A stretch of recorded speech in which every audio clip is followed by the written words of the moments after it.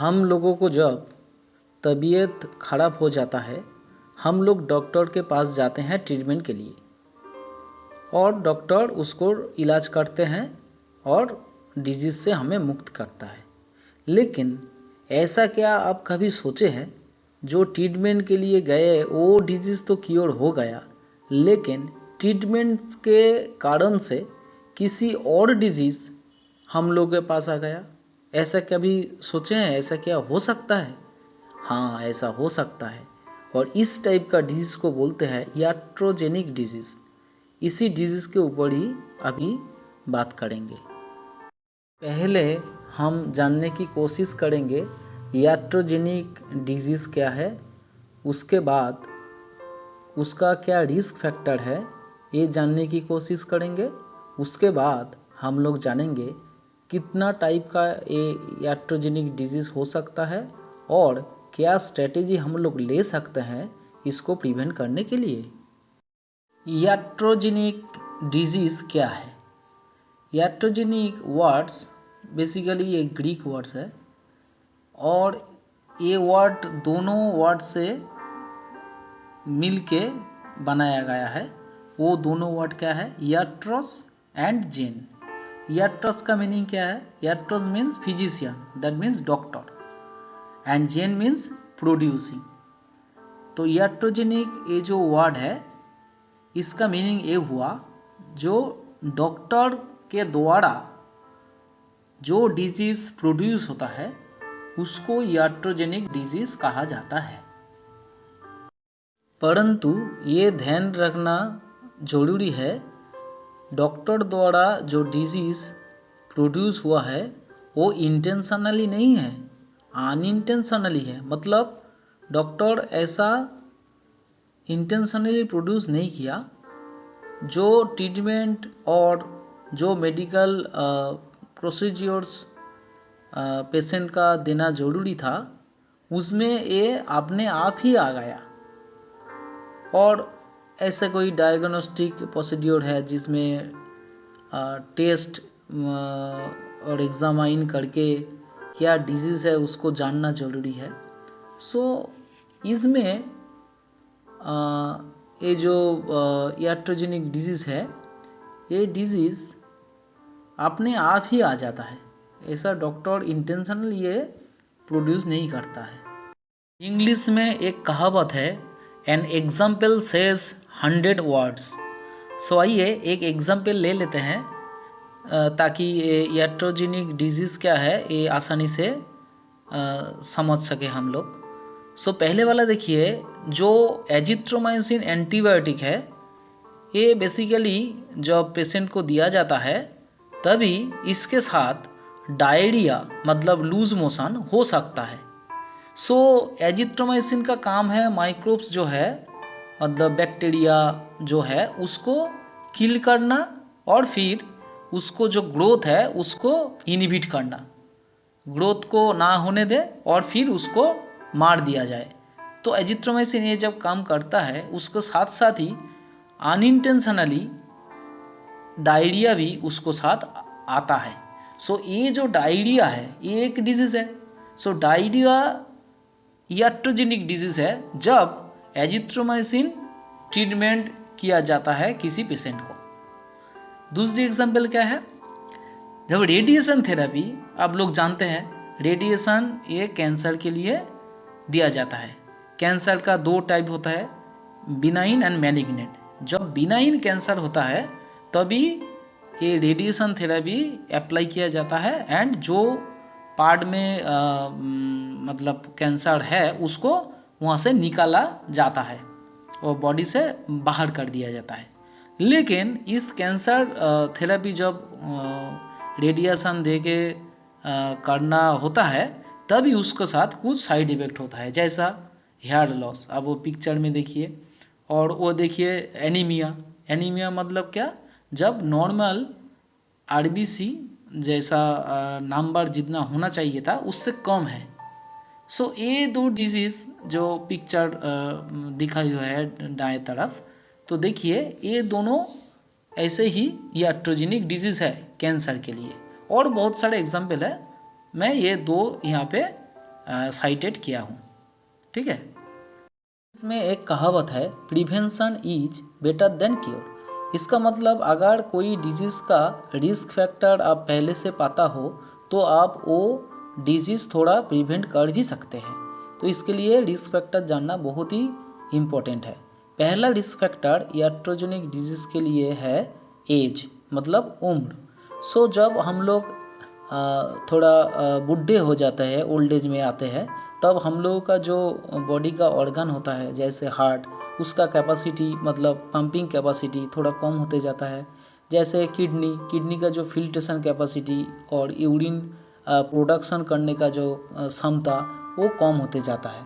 ठीक है, ऐसे भी जब बच्चे लोग जो रहता है जैसे लीवर जो डेवलप जैसे एडल्ट का होता है, इन्फेंट के लिए उतना डेवलप नहीं रहता है। तो इसका मतलब क्या हुआ, जो मेडिसिन हम लोग लेते हैं बॉडी में जाके उसको फार्माकोलॉजिकल एक्शन दिखाने से पहले थोड़ी बहुत उसको फार्माको काइनेटिक एक्टिविटी होता है। वो फार्माको काइनेटिक एक्टिविटी जो है उसका है ADME, मतलब absorption, distribution, metabolism and then excretion. अभी देखिए ये एब्जॉर्प्शन, डिस्ट्रीब्यूशन, मेटाबॉलिज्म, एक्सक्रीशन, ये सभी में बॉडी का जो ऑर्गन है वो इन्वॉल्व है। इसलिए अगर ऑर्गन पूरी तरह से डेवलप ना हो जैसे बच्चे लोगों के लिए, और उसका एक्टिविटी अगर पूर्ण रूप से ना हो, तो मतलब उसका याट्रोजेनिक डिजीज होने का चांसेस ज़्यादा है। ठीक है, एक पेशेंट जब बहुत सारा दवाई लेता है उसके लिए याट्रोजेनिक डिजीज होने का चांसेस बहुत बढ़ जाता है। क्योंकि समझिए अगर एक ड्रग है तो उसका बॉडी में जो प्रोटीन है उसमें बाइंडिंग जो कैपेसिटी है वो प्री डिटरमाइंड है। अभी एक ड्रग के साथ और एक ड्रग जब रहेगा तो उसका प्रोटीन बाइंडिंग जो है वो वैल्यू थोड़ा कम हो सकता है, क्योंकि दूसरे ड्रग जो है वो भी एक ही प्रोटीन में बाइंड करने का चांसेस है। तो जब प्रोटीन बाइंडिंग कम रहेगा ड्रग का तो वो फ्री रहेगा। आप समझिए फ्री ड्रग ज़्यादा रहेगा तो फ्री ड्रग रिसेप्टर में ज़्यादा तरीके से बाइंड करेगा तो उसका एक्टिविटी ज़्यादा होगा। सो एक्टिविटी ज़्यादा होने के कारण उसको एडवर्स इफेक्ट भी ज़्यादा होगा। इसलिए multiple number of prescribe drugs जब एक पेशेंट लेते हैं उसका चांसेस ऑफ याट्रोजेनिक डिजीज बहुत गुना बढ़ जाते हैं। अब एक प्रिस्क्रिप्शन राइट साइड में दिया गया है, अब देखिए इसमें कितना सारा दवाई है। तो इतना सारा दवाई होने के कारण इसका प्रोटीन बाइंडिंग एक ड्रग और एक ड्रग का इन्फ्लुएंस कर सकता है। उसी के कारण उसको रिसेप्टर में जो बाइंडिंग कैपेसिटी है वो चेंज हो सकता है, एंड रिसेप्टर बाइंडिंग के ऊपर ही ड्रग का activity as well as adverse drug reaction और साइड इफेक्ट डिपेंड करता है। तो इसलिए इसमें याट्रोजेनिक डिजीज होने का चांसेस बहुत गुना ज़्यादा है। तीसरी रिस्क फैक्टर है याट्रोजेनिक डिजीज के लिए मल्टीपल क्रोनिक डिजीजेस। क्योंकि जब मल्टीपल क्रोनिक डिजीज होता है तो हमारा जो ऑर्गन है वाइटल ऑर्गन जैसे लीवर, किडनी, तो इस ऑर्गन का कैपेसिटी जो है वर्किंग कैपेसिटी वो कम हो जाता है। इसलिए फार्माकोकाइनेटिक एक्टिविटी जैसे absorption, distribution, metabolism and excretion, ये प्रोसेस जो है ये थोड़ा ऑल्टर हो जाता है, बदल जाता है।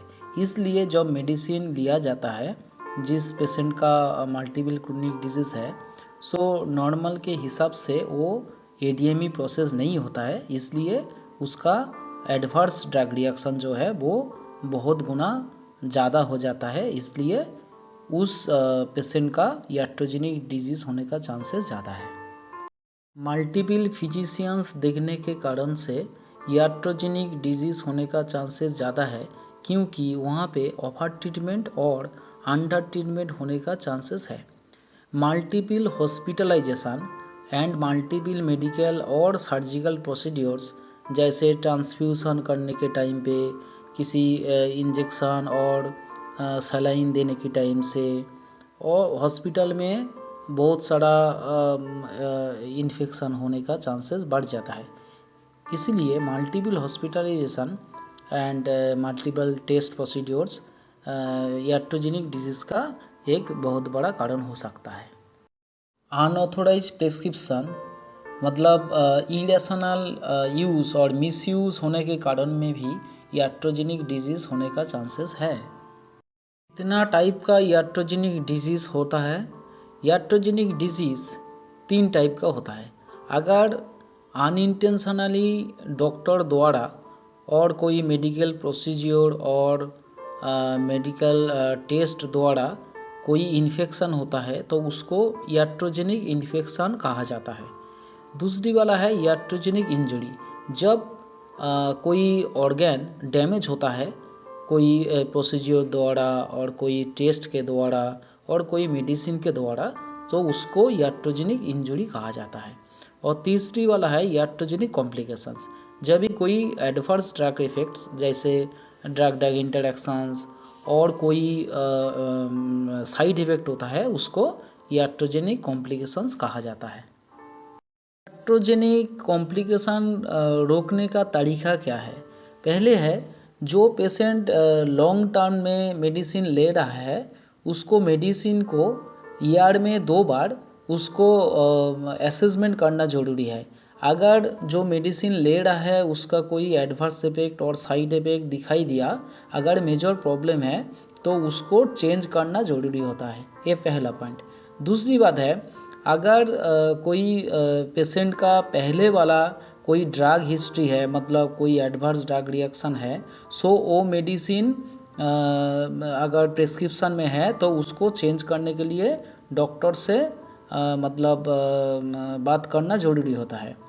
तीसरी बात, अगर कोई मेडिसिन का एडवर्स इफेक्ट है दिखाई दिया तो वो रिस्क बेनिफिट रेशियो का हिसाब करके वो उसके बाद ही वो पेशेंट को दिया जाएगा। अगर रिस्क ज़्यादा है तो नहीं दिया जाएगा, अगर बेनिफिट ज़्यादा है तो फिर चलेगा। All health care and medical professionals trying hard to cure the patients. Any error occurs or mistake found are unintentional and very rare. This video aims to raise awareness about ways to reduce medication errors, describes potential causes, including strategies to reduce them.